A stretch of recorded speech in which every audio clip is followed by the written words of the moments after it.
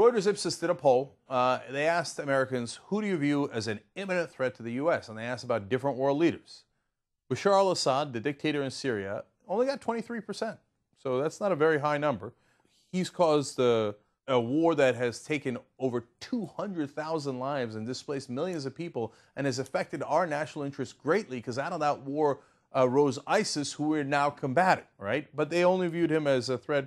23% did. That's amazing. Vladimir Putin was actually ranked a little higher at 25%. Obviously, we've got huge interest in his actions in Ukraine, and that could drag us into a broader war, but again, not a very high ranking there. The Ayatollah Ali Khamenei in Iran only got 27%. That's the Grand Ayatollah, and we're told that Iran is our mortal enemies. And this is among Republicans, I should be clear, okay?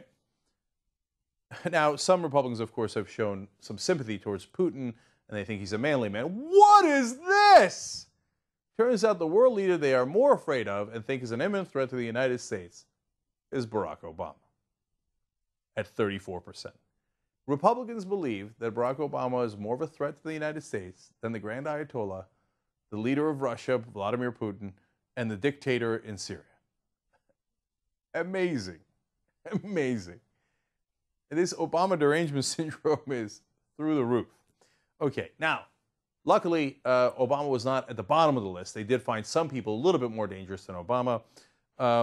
Islamic State militants were rated an imminent threat by 58% of respondents, and Al-Qaeda by 43%.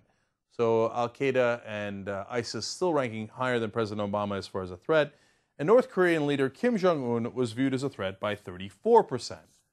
Well, that's a tie with Obama. So, North Korean dictator, President Obama, who's more of a threat, who can tell?